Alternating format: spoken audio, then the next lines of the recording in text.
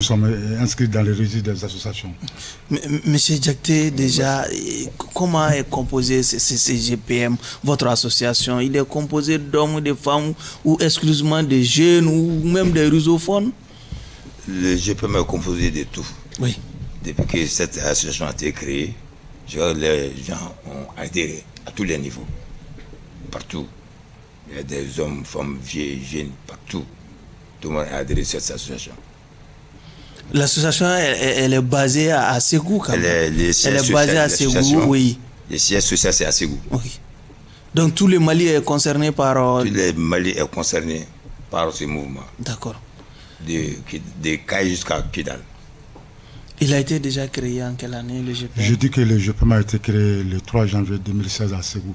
Depuis 2016, est-ce que l'association déjà a des actifs derrière elle? Si. En termes de réalisation?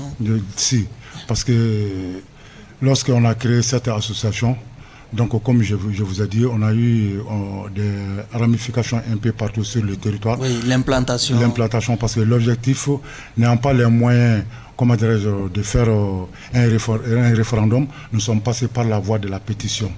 Et on a fait des campagnes de proximité d'abord à Ségou. Ensuite, il y a eu des coordinations un peu partout sur le territoire national. Donc, ensuite, on a adressé une lettre d'intention à l'ambassade de la Russie. Et ces jours-ci, l'ambassadeur nous a fait savoir que nous avons déjà tapé à une porte déjà ouverte pour nous. Donc, à partir du 1er avril, on a fait notre premier dépôt. Ça, c'était en 2016, hein? Ça, c'est fait en 2016. Okay. On a fait notre premier dépôt avec 500 000 signatures, dont des Maliens de l'extérieur. Pour réclamer une coopération, la coopération. J'ai dit qu'on est parti sur la base, c'est la pétition. Okay. Demander, comment dirais-je, la coopération entre le Mali et la Russie dans les domaines militaires. C'était l'objectif que nous nous sommes assignés. Donc, c'est pourquoi j'ai dit que l'ambassadeur nous a accueillis et il dit que leur porte est déjà ouverte pour nous.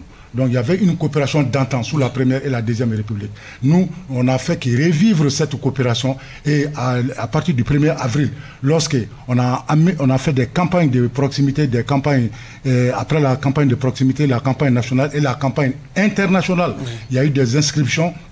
Les Maliens se sont inscrits parce qu'ils ont tous adhéré à cette cause. Et le 1er mai, autant pour moi, le 1er avril, nous avons fait notre premier dépôt avec 500 000 signatures. Ensuite, le 22 septembre 2016 de la même année, nous avons fait notre deuxième dépôt avec 2 417 313 signatures.